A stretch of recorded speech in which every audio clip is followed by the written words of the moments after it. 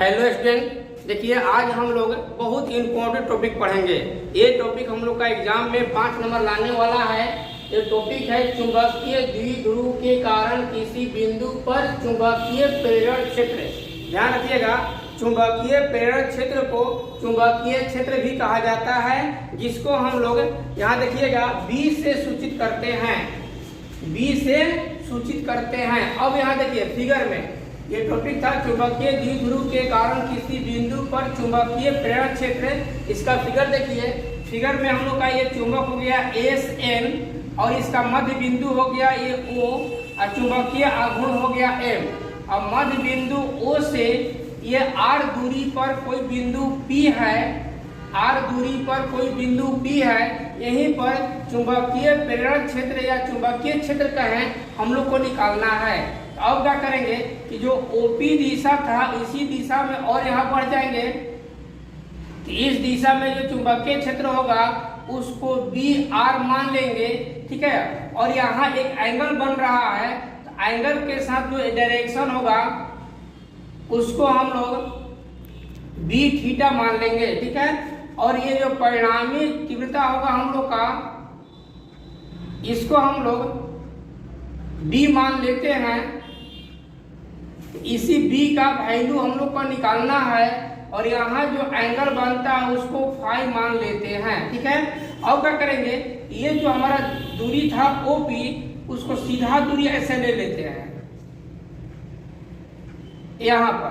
तो सीधा दूरी हम लोग ले लिए, तो यहाँ जो एंगल बन गया इस एंगल को हम लोग D थीटा मान लेंगे। यहाँ जो एंगल बनेगा इसको RD थीटा मानेंगे। देखिएगा RD थीटा लिखे हैं और यहाँ से यहाँ तक की जो दूरी है उसको DR मान लेंगे, ठीक है। फिर समझा गया। अब देखिए यहाँ पर ये माना कि SL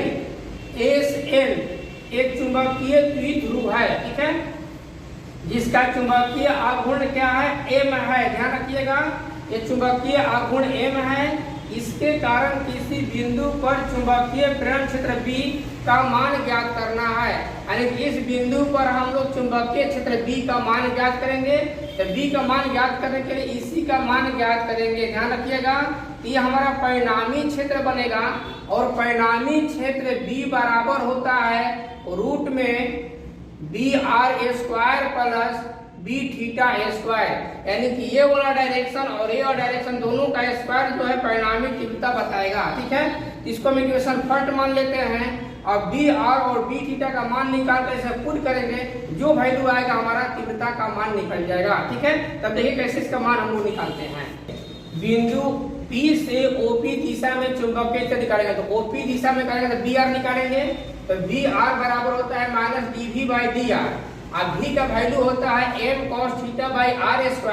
तो जहाँ V का वैल्यू था यहाँ पर छूट गया है μ0/4 पाई होता है, μ0/4 होता है। तो V का value μ0/4 pi M cos theta by R² भर दिए हैं। अब यहाँ देखिए μ0/4 हो गया, M cos थीटा हो गया, यहाँ d/dr और यहाँ पर ये R² जो था ऊपर जाकर माइनस हो जाएगा, ठीक है। अब यहाँ पर देखिएगा d/dr इंटू r⁻² का वैल्यू होता है -2/r³। यहाँ ये वैल्यू भर दिए -2/r³। अब ये माइनस माइनस मिलकर प्लस मतलब कैंसिल हो गया, तो μ0/4 पाई इसमें मल्टीप्लाई करके 2m cos theta by r³ हो गया। अब निकालेंगे B थीटा का वैल्यू।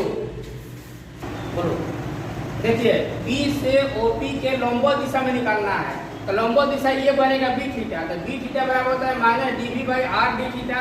तो B का वैल्यू हो गया μ0/4 pi M cos theta by r² पीछे बोले हैं। ये वैल्यू जो है V की जगह पुट कर देंगे। अब यहाँ देखिए ये μ0/4 पाई यहाँ कर लिया ना, M यहाँ R² है यहाँ r³ हो जाएगा और d/d theta into cos theta यहाँ बच जाएगा। तो d/d थीटा इंटू cos का वैल्यू होता है sin थीटा। यहाँ पर रख दिए माइनस sin थीटा और माइनस माइनस प्लस हो जाएगा, तो μ0/4 पाई M भी sin थीटा बाई r³ हो जाएगा। अब निकालेंगे हम लोग परिणामी तीव्रता। देखिए P बिंदु पर परिणामी तीव्रता B का परिमाण निकालेंगे। ये फॉर्मूला बताया था पीछे हम कि B बराबर BR² minus plus B theta square होता है। तो बी आर का मान ये निकाले थे ना, mu 0/4 pi 2m cos theta by r square निकाले थे, आर क्यू का होल स्क्वायर हो गया स्क्वायर था। तो अब बी का मान था mu 0/4 pi m sin theta by are cube का होल स्क्वायर हो गया। अब यहाँ थोड़ा समझना है आप लोग को कि जब रूट है तो रूट में स्क्वायर बाहर निकल जाता है तो रूट हट जाता है।